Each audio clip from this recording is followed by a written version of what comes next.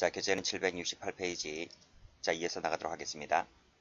자, 지금부터 보는 판례들은요, 앞에 것과는 달리 완전 다른 사건으로 봤다는 거예요. 그래서 기판력을 인정하지 않았다. 그래서 재판해주겠다. 이런 말입니다. 자, 첫 번째 보죠.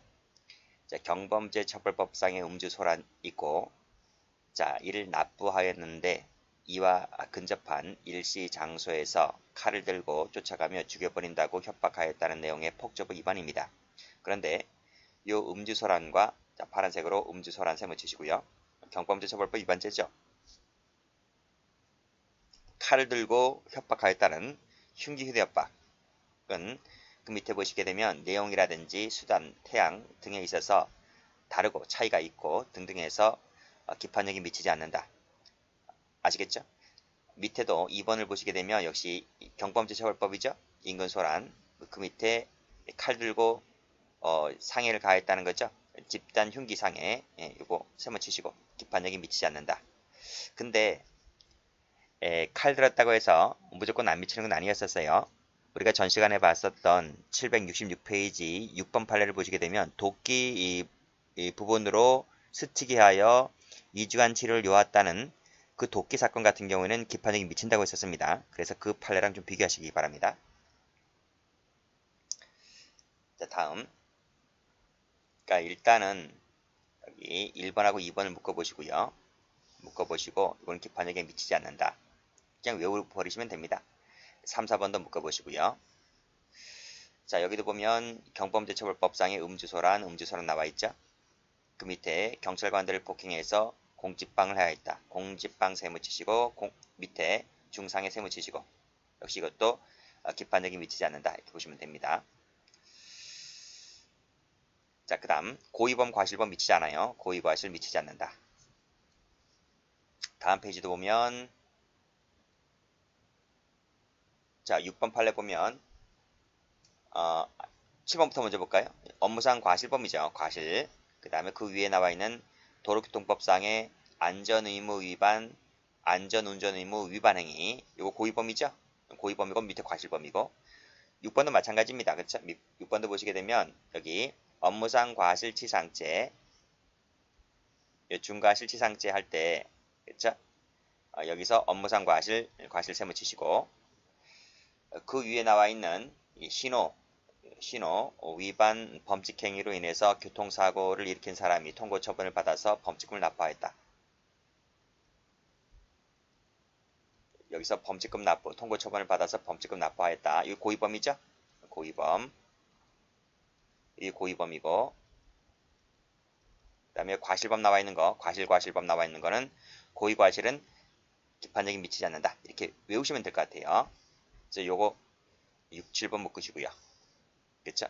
원래 여기 5번이 제일 잘 나와요. 5번, 6번, 7번 전부 다 고의과실범입니다. 자, 8번 보죠. 8번 보시면 회사 자금을 빼돌려서 횡령을 했다. 그 다음 밑에 배임 증제다. 기판력이 미치지 않는다는 거죠. 서로 범위라든지 행위 태양이라든지 보복을 달리하는 별개의 행위라고 보는 것이기 때문에 기판력이 미치지 않는다. 자, 9번이 잘 나오죠. 이태원 살해 사건인데 살해하였다는 부분하고 증거인멸하였다는 부분 보시면 여기 살해한 것은 이태원 햄버거 가게죠. 그렇죠. 햄버거 가게였죠. 화장실에서 살해했죠. 근데 이 증거인멸한 것은 미 8군영 용산 미 8군영 내 하수구에 버렸다는 거예요. 장소 다르죠. 날짜 다르죠. 날짜 달라요. 그렇죠. 시간대가 다르죠. 여기는 21시 50분경, 여기는 22시경, 10분 그 밑에 23시경, 그렇죠? 23시경. 자, 그러니까 21시 50분경에 살해했고, 그렇죠? 23시경에 갖다 버렸죠?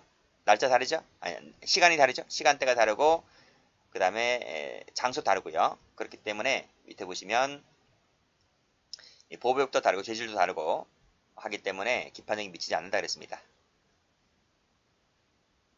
다음. 자, 10번을 보시게 되면 유사수신행위 규제에 관한 법률 위반죄 있죠? 요 위반죄가 바로 유사수신행위를 말하고 있는 거예요. 요 법률 위반죄와 특경가법에 따른 사기죄 이 두 개의 죄는 서로 다른 범죄다. 그쵸?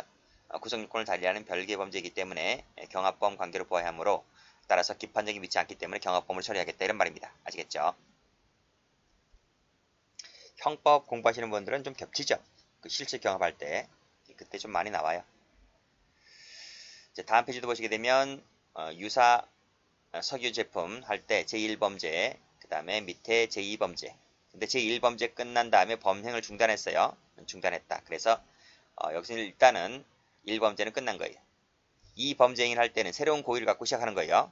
그렇기 때문에 고의 갱신이 있다. 범의 갱신이 있기 때문에 완전히 다른 범죄를 봐요. 그래서 기판력이 미치지 않기 때문에 경합범 처리하겠다 이겁니다. 자, 12번도 보시게 되면 영업으로 성매매에 제공되는 건물을 제공했다는 거죠. 그쵸? 오피스텔을 제공했다는 겁니다. 그리고 또 성매매를 알선했다는 부분, 이 알선 행위와 건물 제공 행위는 좀 다르죠. 그쵸? 이것은 별개의 죄로 보는 것이기 때문에 기판력이 믿지 않아서 경합범 처리하겠다 이런 말입니다. 자, 13번 같은 경우는 13년도 승진시험에 나온 건데 승진시험 기출 문제입니다. 자, 특가법 5조 4 제5항 5항은 범죄의 전력, 누범 가중 요건이 갖춰졌을 때에는 설령 상습성이 인정되지 않는다 하더라도 상습범에 관한 그 조항 있죠? 법정형. 이 법정형에 따라서 처벌한다는 취지로 규정된 조문인데 따라서 설사 피고인에게 절도의 습벽이 인정된다 손 치더라도 위 기판력은 그 확정 전에 전자셈을 치시고 전에 범한 다른 죄에 대해서까지 미치지 않는다. 이렇게 봤어요. 그냥 보시면 돼요. 자, 다음 페이지 봅니다. 자, 시간적 범위.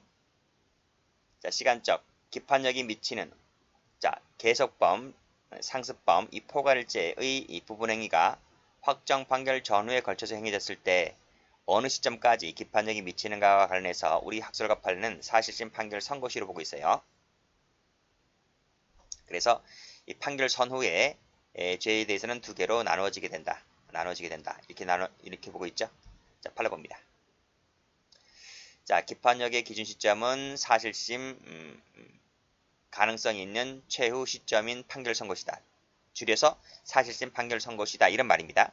항소가 되었다고 했을 때 그 시점은 언제예요? 항소심 판결 선고시가 되죠. 그렇죠? 이거 출제가 된 적이 있고. 자, 두 번째. 1심 판결에 대해서 항소를 하였는데 항소 이유서를 제출하지 않아서 항소 기각 결정이 나왔어요. 그랬을 때 그 확정력이 미치는 시간적 한계는 언제다? 항소 기각 결정시다는 말이에요. 항소 기각 결정이 선고됐을 때 시점은 항소 기각 결정시다. 자, 밑에 판례 나와 있죠? 항소 이유서를 제출하지 않아서 항소가 기각되었다고 했을 때 마지막 줄에 보시면 이 빨간색으로 항소 기각 결정시다. 첫 번째 판례, 두 번째 판례 출제가 좀 종종 돼요. 좀 기억을 해두시고요. 다음 약식명령 같은 경우에는 발령시입니다. 발령시가 기준이 된다. 그래서 CF 하시고 송달시 하면 틀려요. X. 자, 이 판례 잘 나와요. 체크하시고. 자, 포괄일죄 관계에 있는 일부 범행에 대해서 약식명령이 확정되었을 때 이 발령시를 기준으로 해서 밑줄짝. 그렇죠?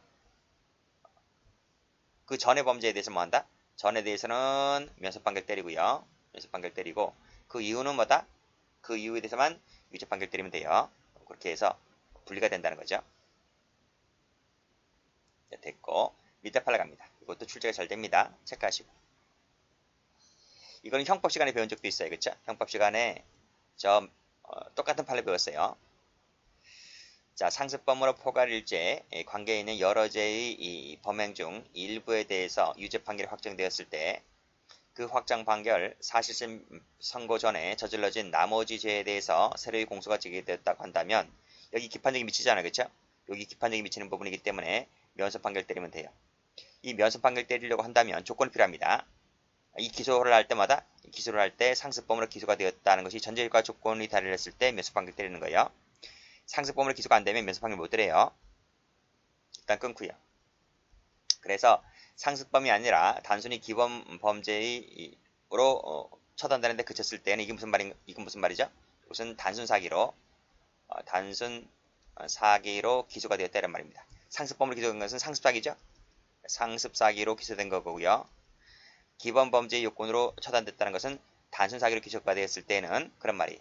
그랬을 때는 그 기판력이 사실심 판결 선고 전의 나머지 범죄에 대해서는 미치지 않습니다. 아시겠죠?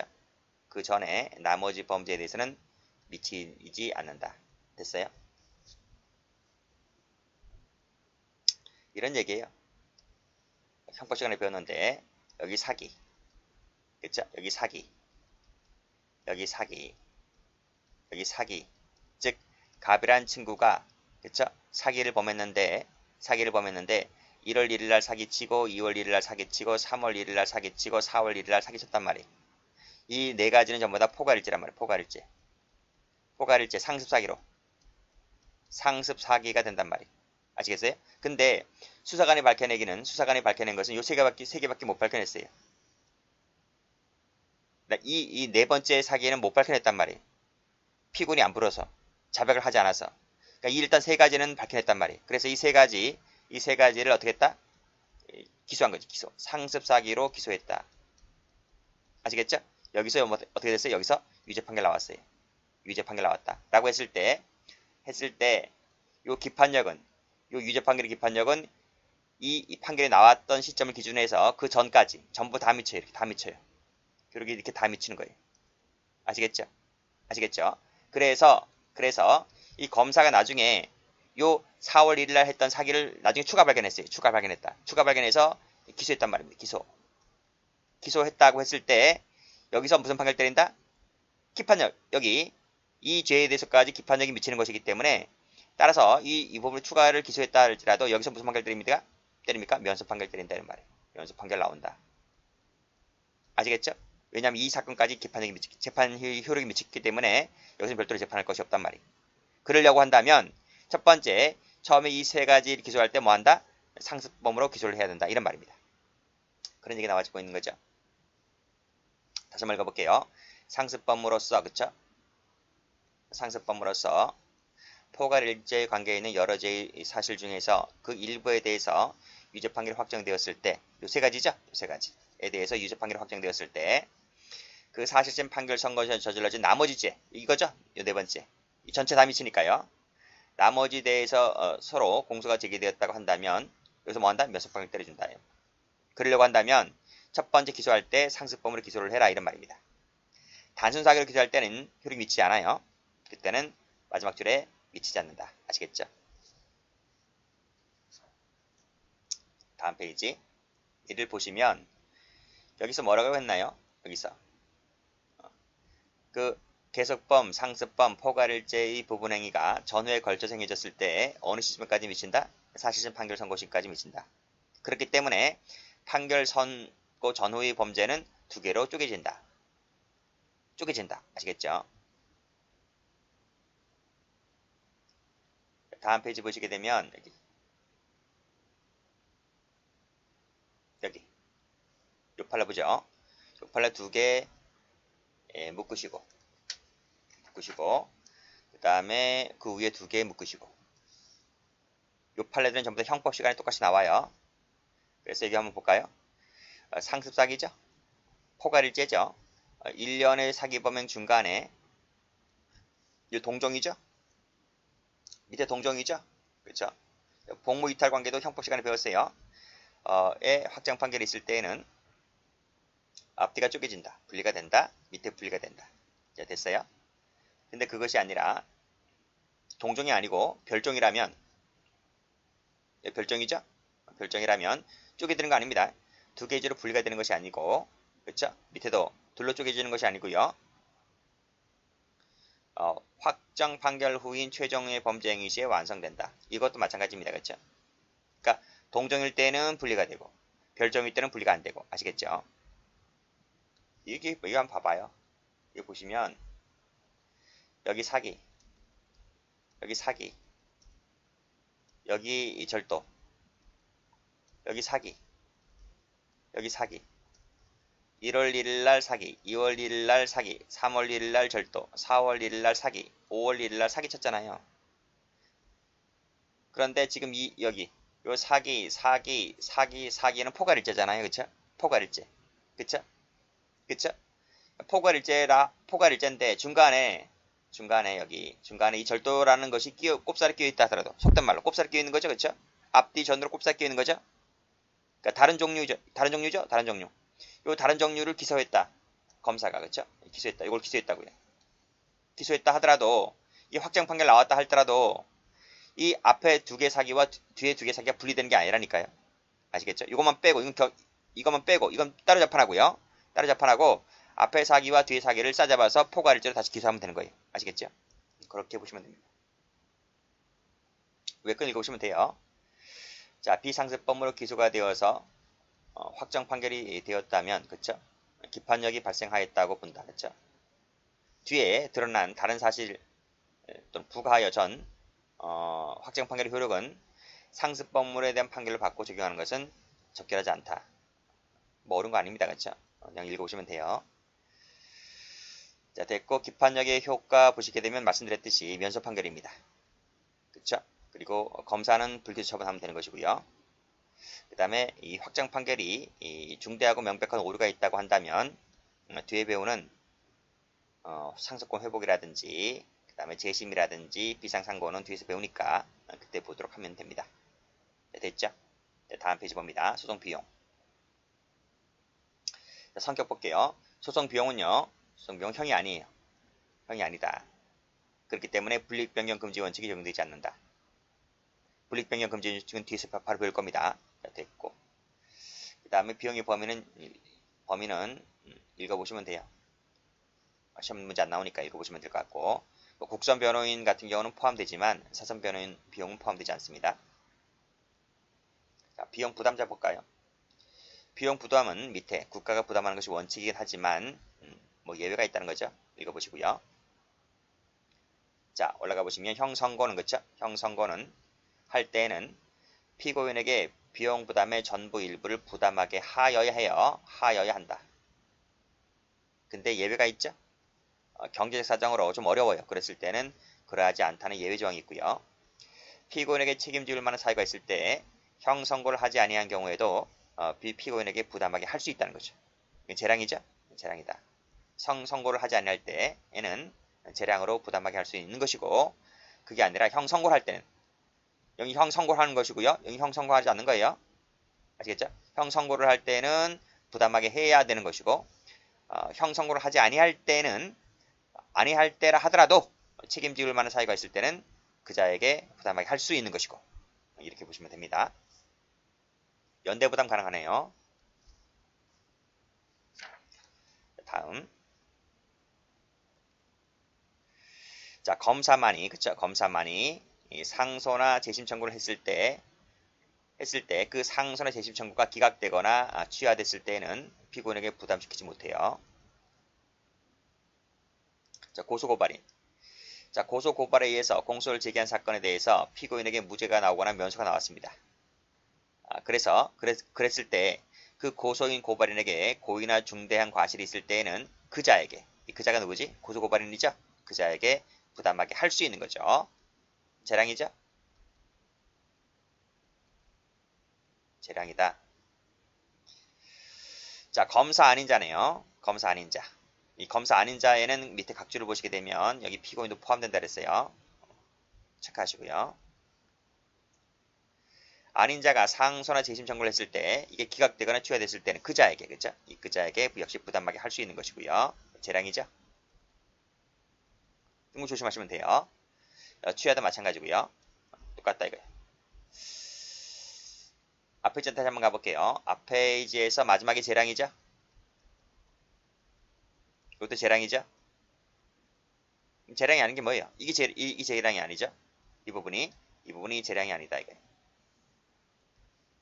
물론 예외가 있긴 하지만 그렇죠? 예외가 있긴 하지만 원칙적으로 이건 재량이 아니다 이거예요. 선고할 때 조문 나오면 조심하시고요. 자, 그 다음 페이지 절차 보세요. 재판으로 소송 절차가 종료될 때 피고인에게 비용 부담을 할 때에는 직권으로 재판한다. 비용 부담은 직권. 그쵸? 그 다음에 그 전항의 재판에 대해서 본안 재판에 대해서 상소할 때 한해서는 불복할 수 있다. 뭐 됐고 여기 제3자 재판 나왔네요. 그치? 재판으로 소송 절차가 종료될 때 피고인 아닌 자에게 역시 소송 비용을 부담하게 돼 역시 직권이죠. 직권. 여긴 즉시항고 가능하네요. 즉시항고. 다음 페이지 보시면 여기도 직권이 나왔네요. 그쵸? 즉시항고 가능하네요. 그 다음 밑에 산정. 검사가 산정하네요. 이신청할 수 있고요. 그 다음에 밑에 벌금, 과료, 몰수, 추징, 과태료, 그쵸? 소송 비용, 여기 소송 비용 문제 나오죠? 여기서 검사의 명령에 따라서 집행합니다. 이 재판 집행 비용은 집행받은 자의 부담을 하고요. 자, 빈곤으로 해서 완납할 수 없을 때에는 확정 후 10일 내에 전부 일부에 대한 집행 면제 신청할 수 있네요. 출제는 거의 되지 않았죠? 보니까 읽어보시면 돼요. 숫자 혹시 모르니까 숫자 조심하시고요. 다음 페이지 보시면 무죄 판결에 대한 비용 구성 보겠습니다. 자, 무죄 판결이 확정됐을 때, 그쵸? 국가는 당해 사건의 피고인이었던 자에 대해서 그 재판에 소요된 비용을 보상해야 됩니다. 의무적이죠? 의무적. 여기에 뭐가 포함돼요? 여기에 예를 들면 뭐 변호사 비용 등이 포함되는 거예요. 변호사 비용 이런 거 다 포함되어서 피고인에게 비용을 보상해야 된다. 다음 같은 경우에는 전부 일부를 보상하지 아니할 수 있네요. 네 가지 묶으시고요. 어떤 거? 거짓 자백했다든지 경합범죄 일부에 대해서 무죄가 나왔다든지 나왔는데 다른 죄는 유죄가 나온 거예요. 다른 죄는 유죄. 그다음에 형사 미성년자나 심신상실 등의 사유로 무죄가 나왔을 때, 그렇죠? 그다음에 책임지을 만한 사유가 있을 때, 그럴 때는 전부 일부를 보상하지 아니할 수 있다는 것입니다. 자, 이건 합의부 관할이죠. 합의부에서 결정한다.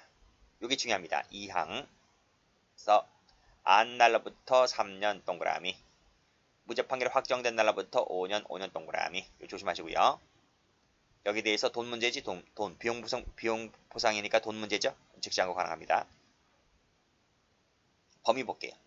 자, 비용 보상의 범위는 피고인이었던 자, 변호인이었던 자가 공판 준비나 공판기를 하는데 필요한 이 여비 일당 있죠. 숙박료라든지 변호인이었던 자에 대한 보수 문제에 한한다는 거예요.